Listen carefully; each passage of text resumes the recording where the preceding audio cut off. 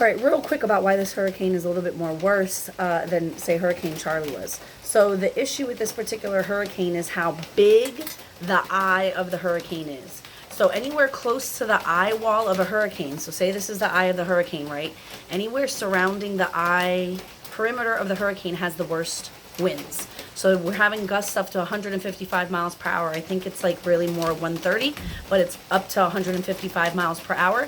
A Category 5 hurricane is 156 miles per hour. So this is like almost a Cat 5 hurricane, right? The issue with the diameter, so Hurricane Charlie, who went through the same area back in 2004, Punta Gorda, it was only 5 miles in diameter, right? So 5 miles in diameter, and it went across the state.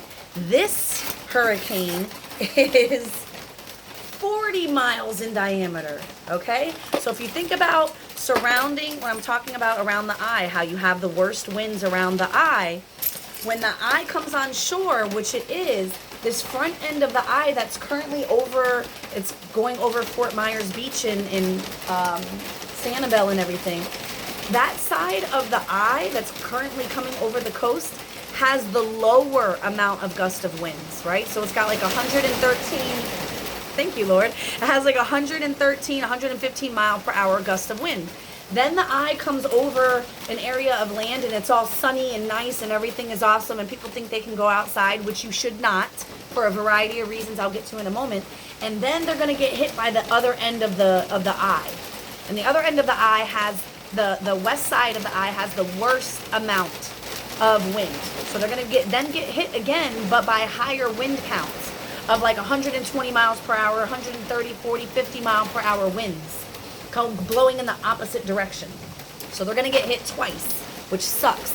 Additionally, because compared to Charlie, who had a smaller eye when it went across the state, that means that a less amount of land mass was getting those severe winds.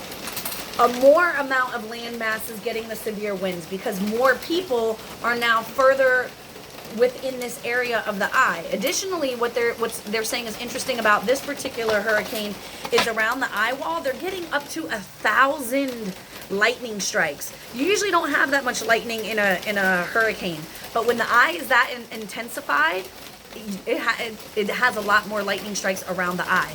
So around the eye wall, there's over 1,000 lightning strikes in the last hour. So there's going to be a crap ton of lightning, a crap ton of wind, and more area of land of Florida that's going to get it. In addition to that, you don't just have the eye itself, but then you have distance away from the eye. So you have the little hurricane, the distance you've got around the eye wall, which is the worst of the winds. You've got the east side is worse than, is less windy, but still intense as the back side or the west side. But then from that eye wall, generating out, you have a certain mileage, say like 20 miles from the eye itself that gets the hurricane force winds. So because this eye is so ginormous, you have more, if you say you're going 5 miles even, 10, 20 miles away from that eye, you're here. So this much more land mass is going to be subjected to hurricane force winds. Fortunately for Tampa Bay, this has gone onshore so far south from Tampa that we're not really in, it's only like the southern ends of Sarasota County have those potential for hurricane force winds, which is 75 miles per hour. So in the Tampa Bay area, where even as it moves towards Orlando, we're still not within those hurricane force wind range, and we're only going to get like maybe 50, maybe 60 mile per hour gusts. So Tampa was definitely spared. They're reporting down in Manatee County that a lot of the, I think like 15 of the facilities that do waste management, so it filters the waste management, is without power.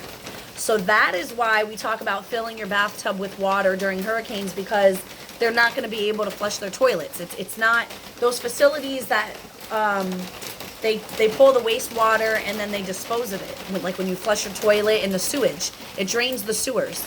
They have 15 of those right now, and this hasn't even fully made landfall yet, that are without power. So that means like you have to be mindful of how much you flush your toilets, because it's not streaming the waste. Additionally, don't go outside. Even if you're in Tampa Bay, you never know when there's going to be a strong gust of wind, and you can get hit by something, that a tree branch or a sign or something that goes flying. That's where most deaths actually occur during a hurricane, because people think it's safe and cool to be walking around outside or riding their bike outside, and they get hit by a projectile. So don't go outside. You never know if there's a wind gust that's going to come and knock something out. And then the other thing is downed power lines. So there's power lines that will be down all over the place, and especially with all this water, you have no idea if you're going to be electrocuted. You have traffic signs that can be out, so that's why they don't want you out driving. And also, if you're out driving, puddles. So people think like, oh, this is just a little puddle, and you have no idea there's a potential for sinkholes. So the state of Florida has a lot of lime stone under the earth. And so we're like the sinkhole capital of the world. So all this water that has been pouring down on Florida on top of what this hurricane is dumping, you have no idea if there's a sinkhole potential underneath any of these puddles that you see. So if you do go out and you're driving around, don't drive through a puddle. It's safest not to. You have no idea how deep that water is. So just stay indoors, hunker down. I'm sending lots of prayers to all my friends that live down in Fort Myers. I feel for you. I wish you guys would have came up here to my house, but I understand you guys thought the hurricane was coming here. Y'all wanted me to come to you, and I was like, nah, I'm not going anywhere south in Florida. If I leave, I'm leaving the state completely. So I'm going to be praying for you guys. Hope you make it out okay, and stay safe.